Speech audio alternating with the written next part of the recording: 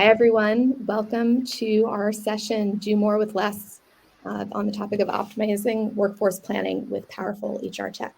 As we wait for everyone to join, please feel free to drop your information into the chat. I don't know that we have anyone here yet, so I may do this again in just a few minutes. But for anyone who is here, please feel free to introduce yourselves and share where you are from, what you do, or what companies you work for. We'll also have a poll that we'll publish in just a few seconds. So if you have a few minutes or a few seconds and you'd like to answer that poll, please go ahead and do that. All right, got some people all over the country and the world, it looks like. London, Netherlands. Very nice. Thank you for those of you who got up early on the west coast of the US.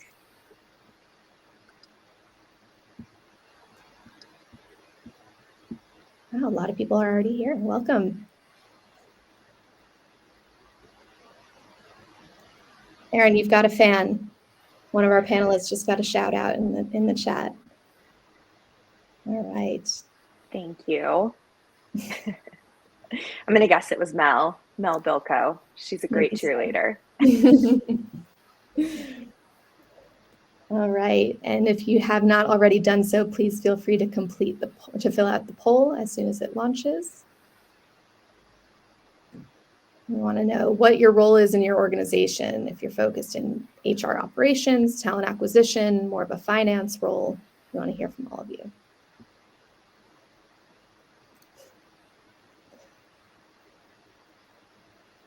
Got a payroll person? Okay.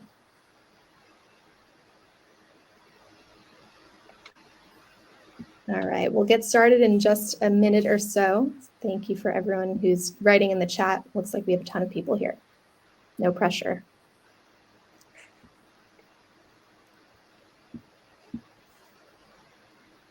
Someone calling in from India.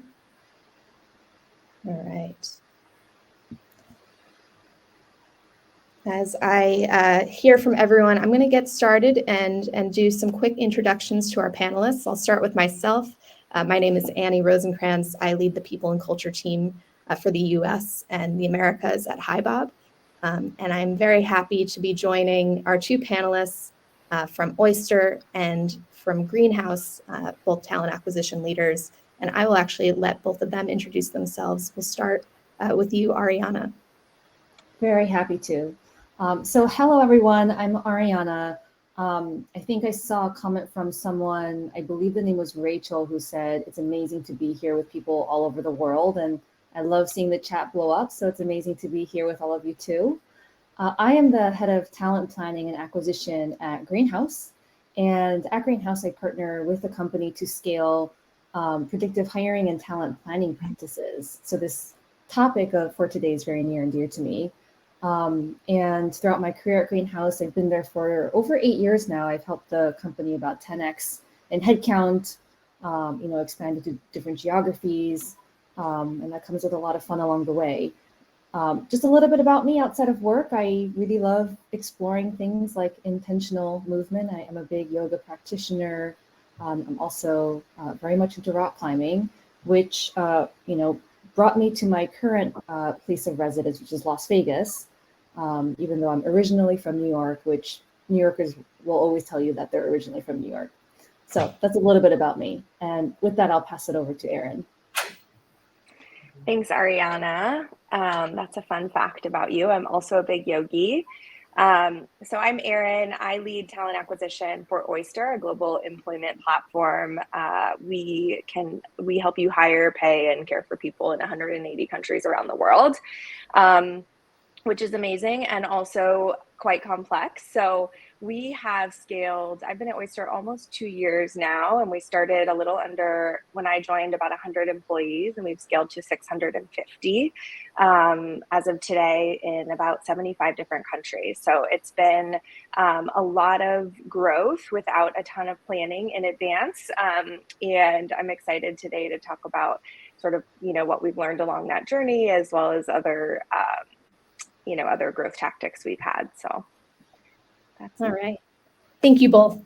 So the topic, as you all probably know, for those of you who have joined today, the topic of today is all about how we can do more with less, how we can leverage technology to plan ahead and really plan in times that are often unpredictable.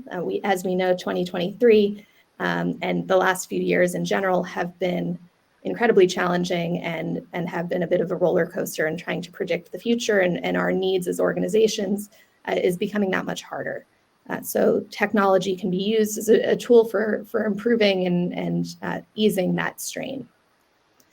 Before we jump into technology, though, really want to take a step back and a big picture view at what you all, Ariana and Erin, have been experiencing and really what keeps you up at night. And as I ask this question, I encourage those of you who are on the line to drop your thoughts in the chat as well to answer what challenges, what trends you are facing right now, and we'll try to integrate them into the discussion as the three of us talk here.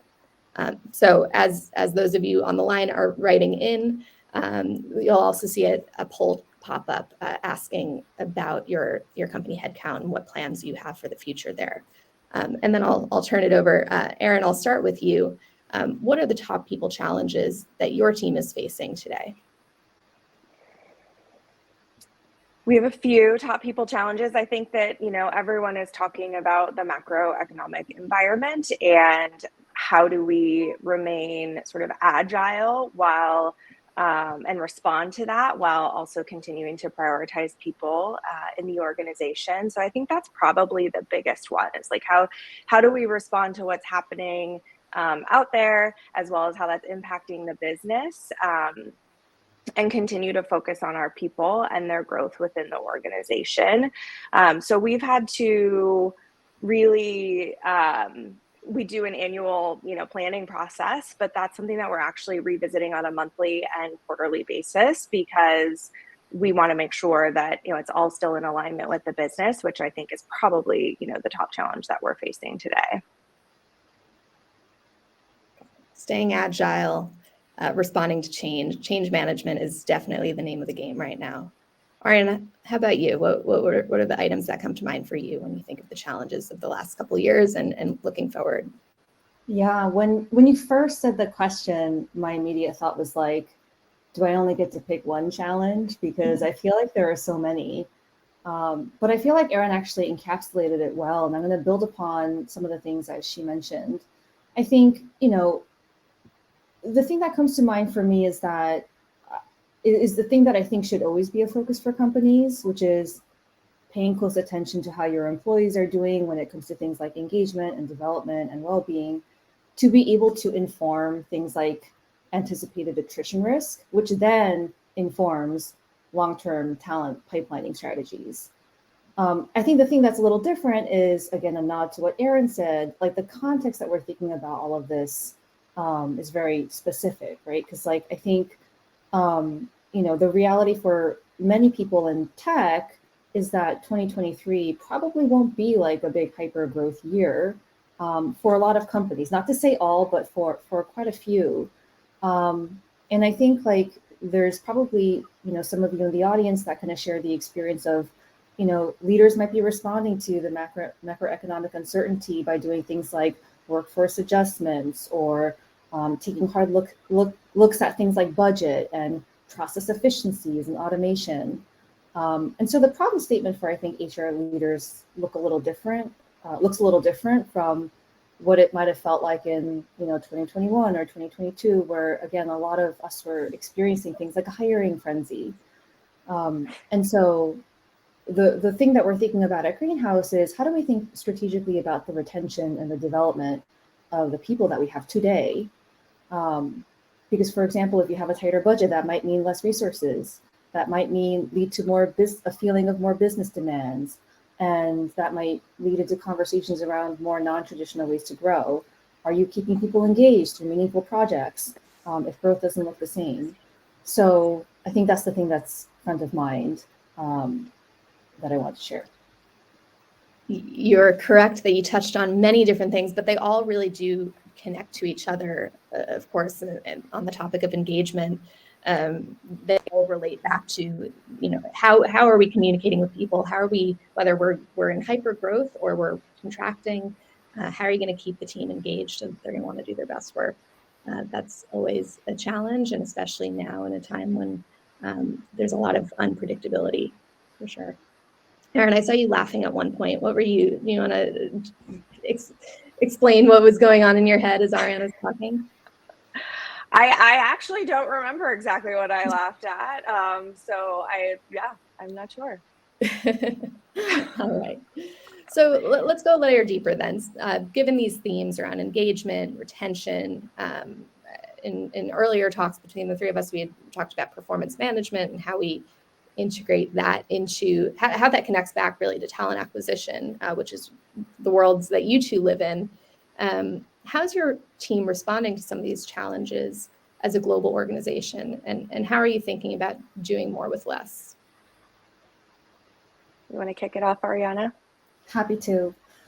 So I think maybe I can chat a little bit at like the broader people team level, because I know we also have a bunch of HR professionals in the audience based on the poll, not just TA folks.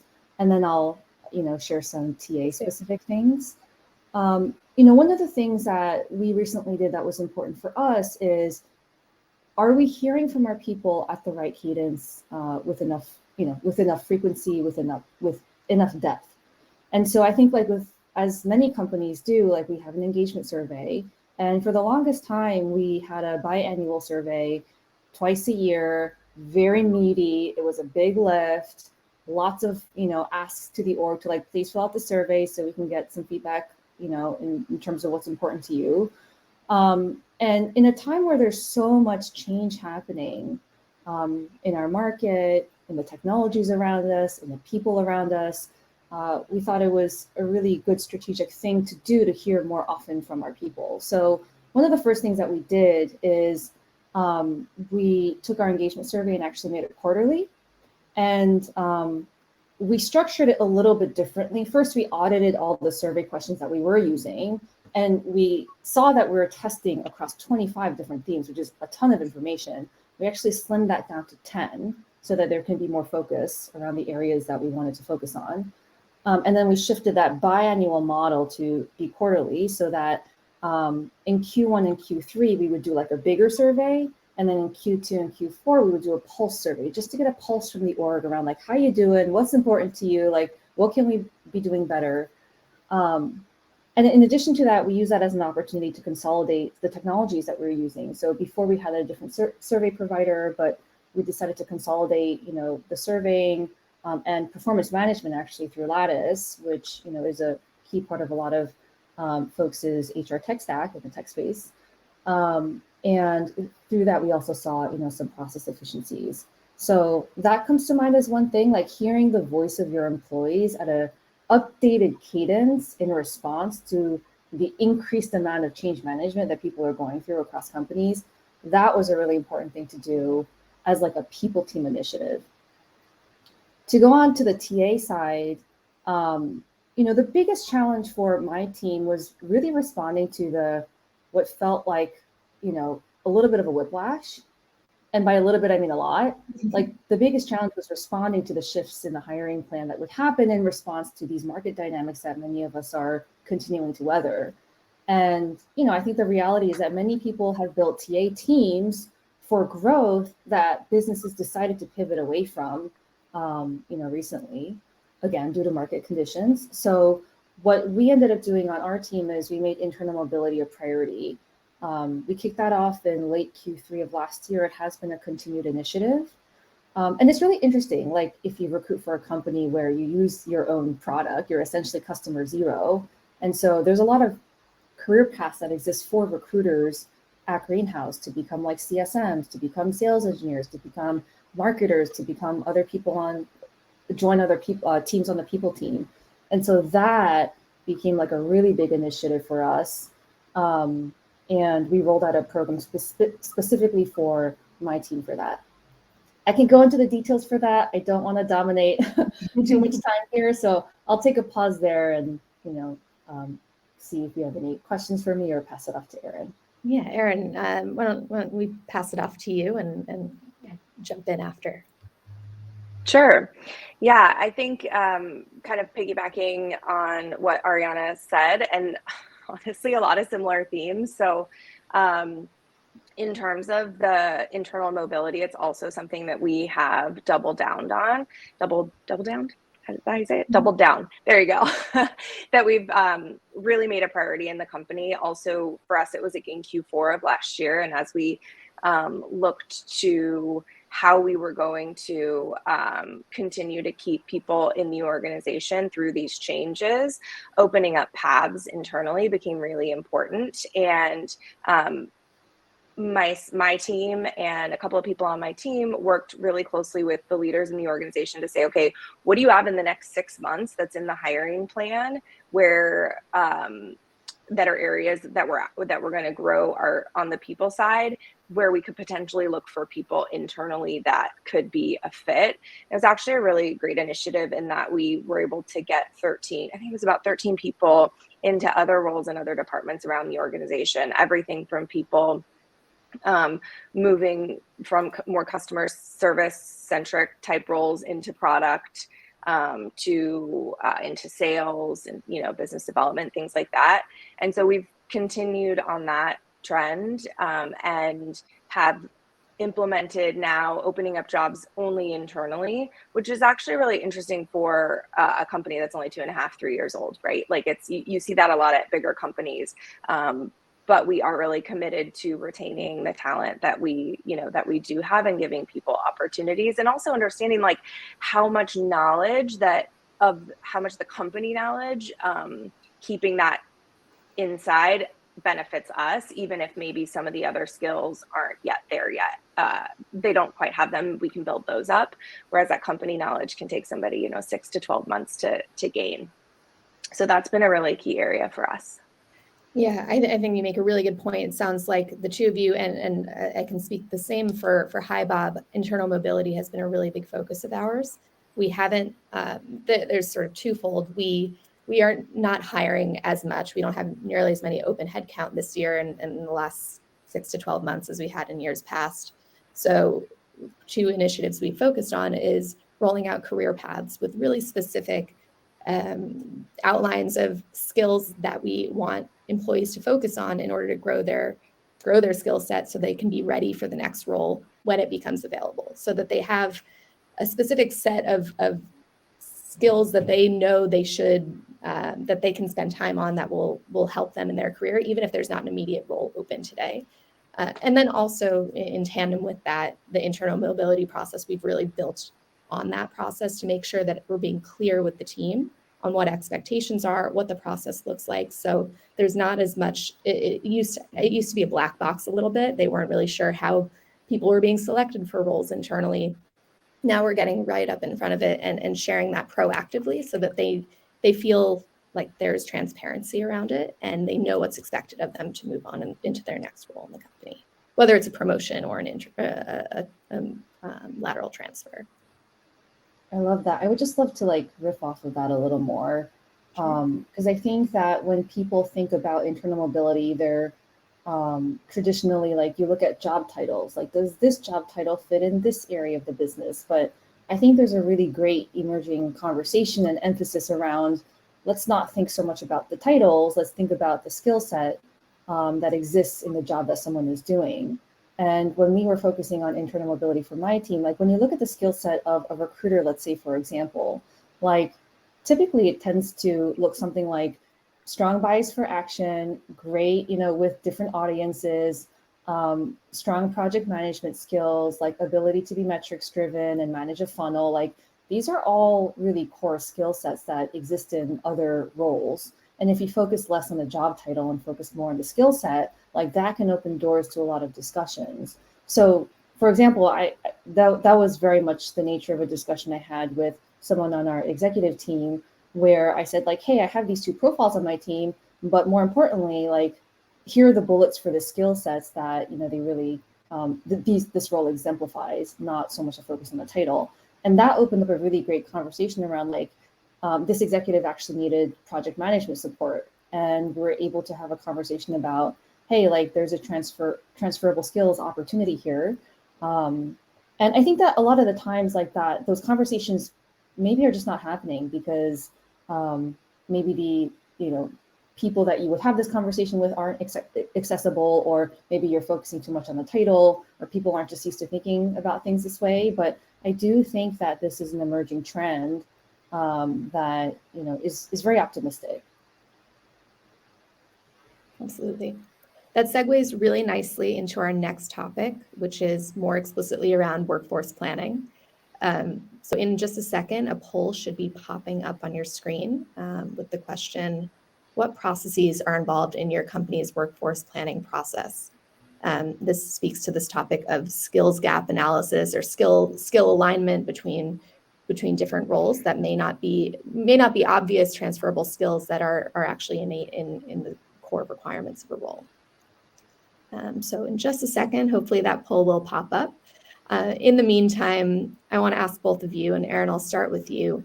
What does workforce planning look like at your company? Good question. So I mentioned that we are a growing and maturing organization. So we are primarily have been focused on the headcount planning aspect of workforce planning, and have sort of started to build out the process for the skills gap analysis and succession planning. So on the headcount planning side, we are basically try to be as in lockstep with finance as possible. If I have like one piece of wisdom, it's build a relationship with finance however you can. And that has been honestly my focus for the last 12 to 18 months of being at Oyster, is just ensuring that we are in lockstep all of the time.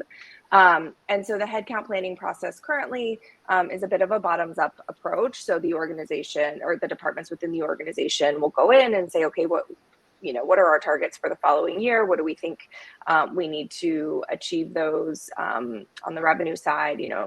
How many salespeople, et cetera. So basically scenarios and planning in terms of what our targets are and what we think we're going to hit. And then translating that into actually recruitment plans is a whole nother process. So there's a lot of expectation setting that goes into that. I don't know if this is anyone else's experience on the call, but our team tends to front load. So they want everyone in Q1 and Q2, and then it's like, we don't need any recruiters in Q3 and Q4 if you go by their plans. So a lot of it is sort of setting expectations, capacity planning, et cetera. And that has gone actually quite well. I think I mentioned that we're doing, monthly and now quarterly review processes in terms of, where are we against the plan? Is this still what we need? Monthly is more just checking in with each department head to see if there's anything on the horizon, any internal moves that are coming that we need to plan for.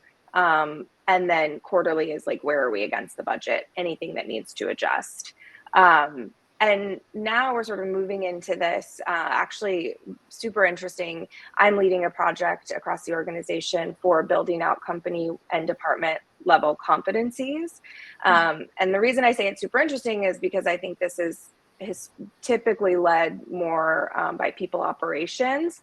But because talent acquisition, we are on the front end, we're building out structured interview plans for every single job that we hire for. We use, Greenhouse's structured interview approach.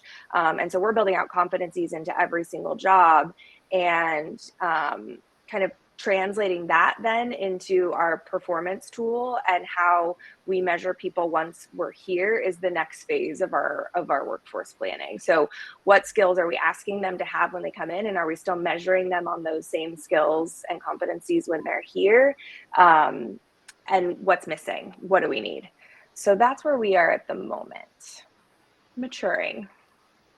I think that sounds like a really good start. I'm guessing a lot of people on the line have similar aspirations and are in a similar boat to you. So speaking for myself, I can say this is something we are actively working on as well at HiBob. Ariana, how about you? What stage, or what does workforce planning more broadly look like for Yeah, I'm just nodding along here with the things that Erin is saying. I think people can define workforce planning differently. And so maybe so that we have a shared language, like the way that I would think about workforce planning is, you know, analyzing the people data that you have. Like, do you even have the data? Do you have an HRIS where you can pull like, you know, information on the people that you have? And then using that to forecast and predict talent needs across the business. Like that's the way that I would think like that is what workforce planning is. It's not just about filling seats. It's making sure you have the right people in the right seats, and the seat is actually enabling the person to do their job in a really great way. And you have this like healthy, inclusive environment so that, you know, folks, regardless of what walks and abilities of life they come from, like they can all thrive. And that sounds simple. It's actually incredibly complex. And I think there are so many different facets of workforce planning. There's like the headcount model when it comes to net new headcount, people you are adding to your business, which a lot of like TA teams focus on. But then there's also things like internal mobility trends, like who are you promoting and when? And are there, you know, trends on certain demographics being underrepresented in those promotion trends? Are certain groups getting stuck, getting promoted to a certain like level of seniority?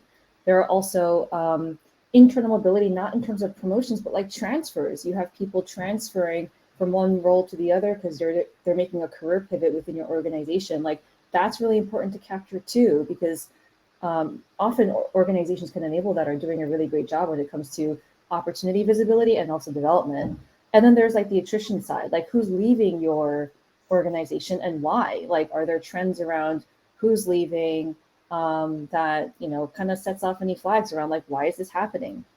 So it's a really complex thing. And if any of you feel like you figured it out, I would love to talk to you because it's very, like I said, complicated.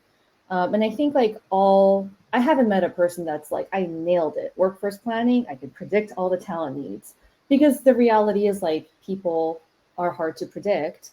But you know, in aggregate, when you look at data, you can make some informed guesstimations or forecasts. So that's kind of, I suppose, like my preamble about like, here's what I think workforce planning is in the first place.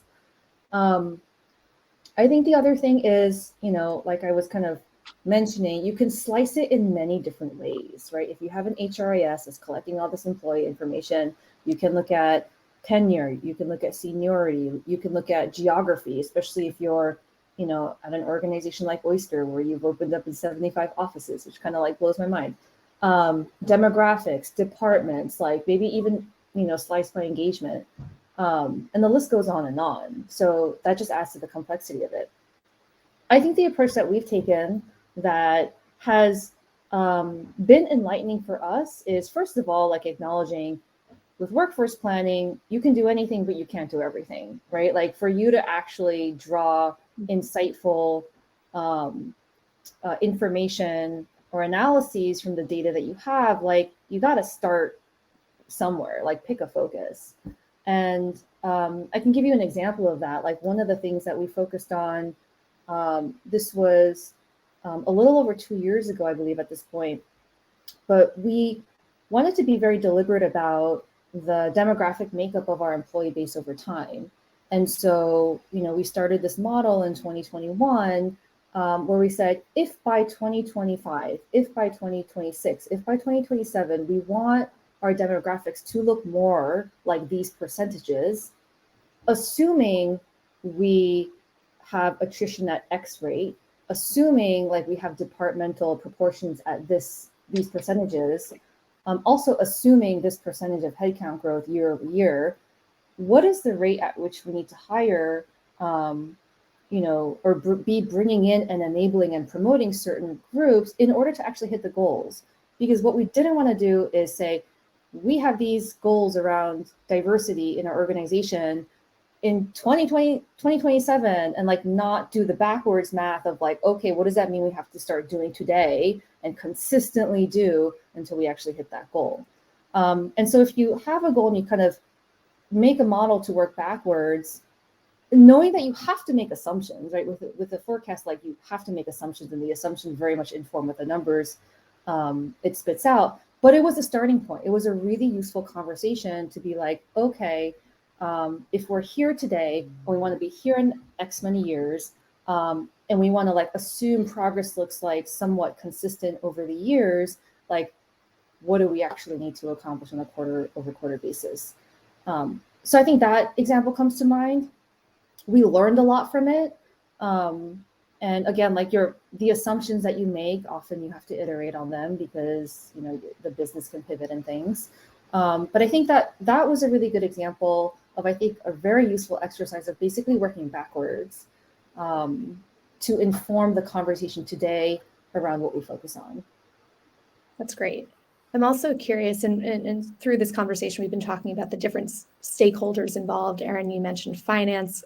Alignment with the finance team is super important. Ariana, you're touching on a lot of work that requires a collaboration between talent acquisition and the business, whether it's the HRBPs, the functional managers and leaders. How do you think about everything that you're speaking towards? How do you think about the connection, or how does Greenhouse, I guess more specifically, ensure that there's alignment between all these different stakeholders that impact something like DE&I, or you know, ensuring that succession planning is being considered by all aspects of the business, not just you know, you in your leadership position within TA? How do you keep that connection? Yeah, I mean, I think it all starts with a conversation and agreement on like what is the most important thing to focus on. I think any leader, I think any good leader really cares about having the right people in their org enabled and retained. And at Greenhouse, like we're really fortunate to have an executive team that focuses a lot on the people. And so we actually have, similar to what Erin was saying, we have these monthly meetings with various stakeholders sliced by department, also with the representative from the BP team, business partner team, and also with a representative from our FP&A team, our financial planning and analysis team, because that finance side is like so important. And we look at another model, which is our net new headcount model, to be aligned on, hey, like how's hiring going for these teams? If we see these gaps, like we all have to collectively work together to make sure that you know, we're not in the red because hiring is moving too slowly. And it might not be hiring that's always the issue. It might be, oh, there's a lot of attrition risk. Oh, there's a lot of expected internal mobility. And I think internal mobility is a complex one. I like to call it the whack-a-mole, because like if someone moves in an organization and then someone moves into that role, then moves into that role, moves into that role, it can actually require multiple recruiting processes, especially, I see Erin nodding, we're speaking the same language, especially if you're like running, you know, internal interviewing processes through your recruiting team, which is what we do at Greenhouse to be equitable. So I think, you know, I don't think it's like I have a secret, magical, super smart answer other than like, I think it's important to get the stakeholders in the room and actually align on, all right, if we're seeing, you know, this area in the red or this area in the yellow and this area in the green is doing fine, like if we want to focus on this area over here, like what do we all actually need to do? And like a very basic example is like, sometimes if a hiring process is going slow, like not even sometimes, many times when the hiring process is going slowly, it's due to some, you know, something outside of the recruiter's control. Maybe it's, you know, hiring manager calibration. Maybe it's something related to how things are being prioritized by the hiring team. And so getting the folks in the room and aligning on this is the outcome that we're all trying to march towards is a really important thing to be able to do, or to have the space to do. Great.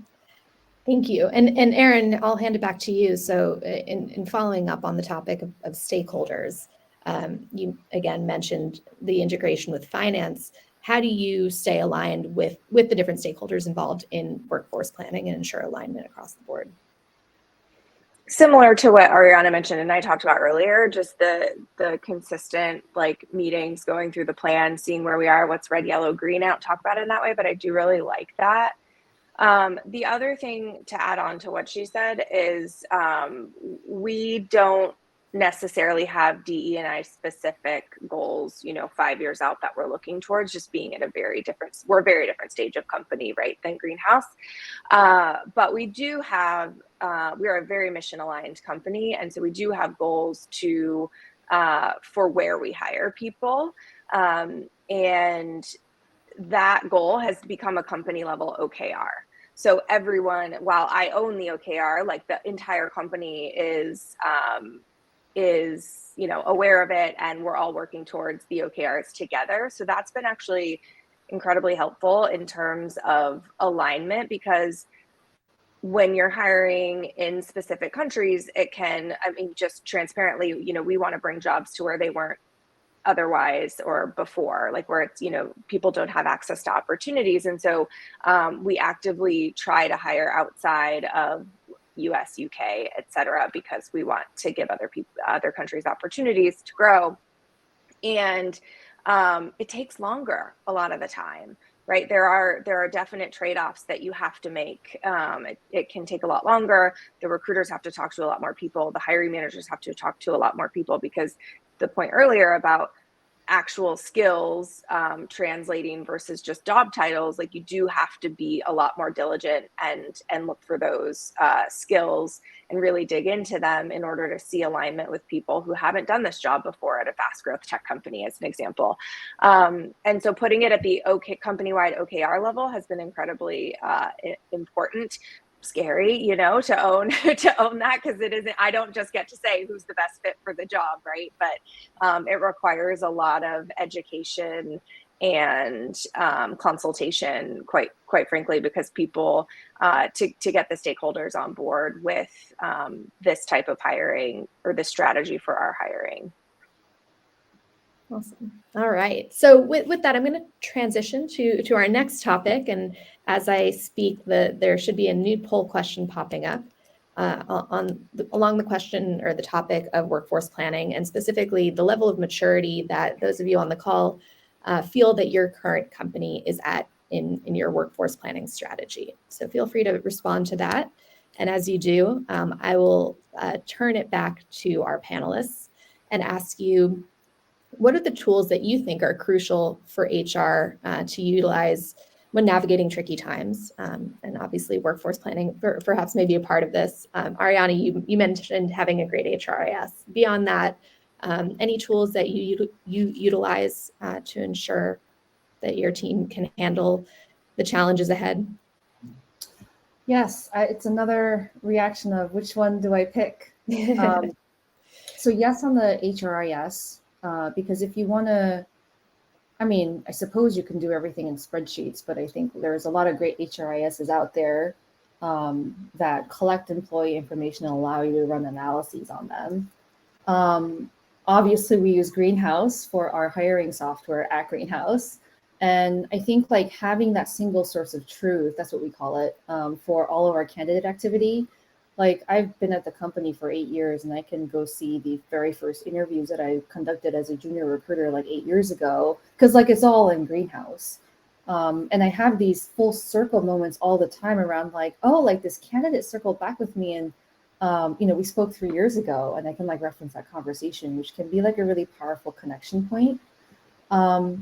I think I said this earlier, but performance management becomes really important in times where there is a lot of uncertainty. Maybe growth paths aren't as clear for folks because the roles that they can get promoted into might not be as available if you're not growing as aggressively.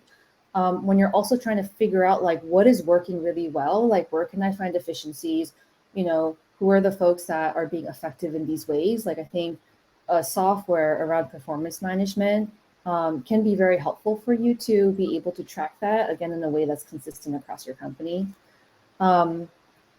And then, just echoing what I said earlier about hearing from your org, like some sort of channel, and it could, it can be Google, Google Forms, if you will, but like some sort of channel to collect feedback from your org and create spaces to hear their voices, I do think is a really important thing. Because very often, when you are on the people team, you can kind of have like a customer relationship with the people. within the org. And it's always important to hear, I think anyone on product will tell you it's very important to hear from your customer. So those are the things that come to mind in terms of tools.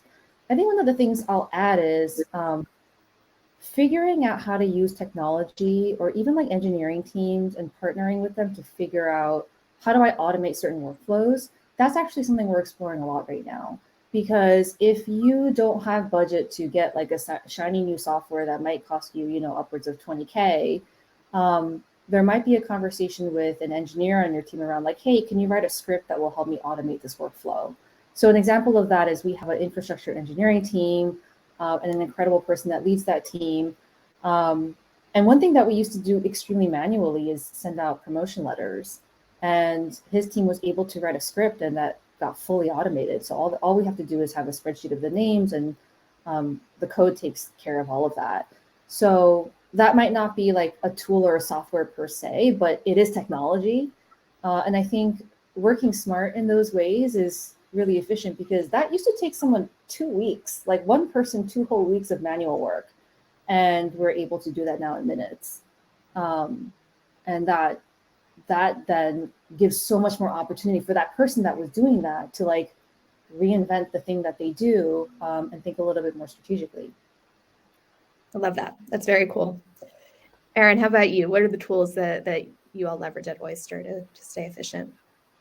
Yes, I will tell you the tools, and I want to say that tools are only as good as the implementation and adoption, and that is something that we are consistently, working on at Oyster as a newer company. So I think the ones we use I think are great, and I'm excited to get to use new ones in the future. I think you have to be using them consistently and work a lot. I'm sure you'll appreciate this, Ariana. Like, data hygiene is so important in these in the tools. Otherwise, they're not useful.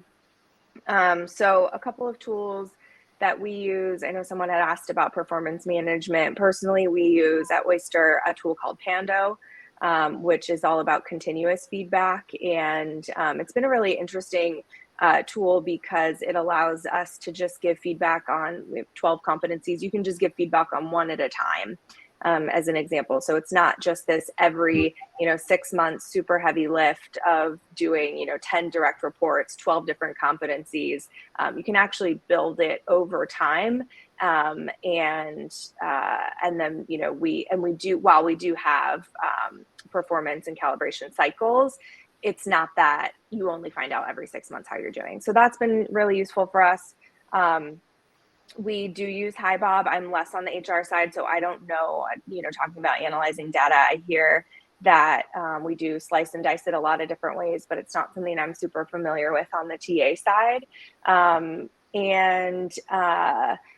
I don't know if I am proud to say, but we use Google Sheets actually quite effectively for our workforce planning. We're going to be transitioning over to using HiBob's workforce planning module as we're able to implement that over the next quarter, which I'm pretty excited about. But still, on the finance side, what the Google Sheets allows us to do is have real-time data for everybody on the finance team, the FP&A team, that they can access, and really just keeps us all like aligned and on the same page. A lot of automations built in there, a lot of formulas built in there, and it's a lot of work to manage. To Ariana's point, like, I'm sure that there's more that can be done, because it sometimes can feel like someone's full-time job on my team to keep up to date with all of the changes and the inputs. And so we're excited to be able to automate that a little more with some tools.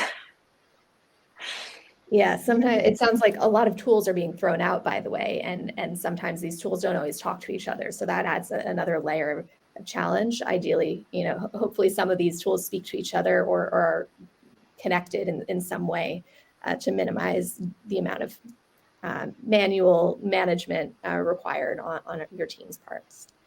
I just want to plus one what Erin said about a tool is only as good as the work you put into it. Like, that is 100% true.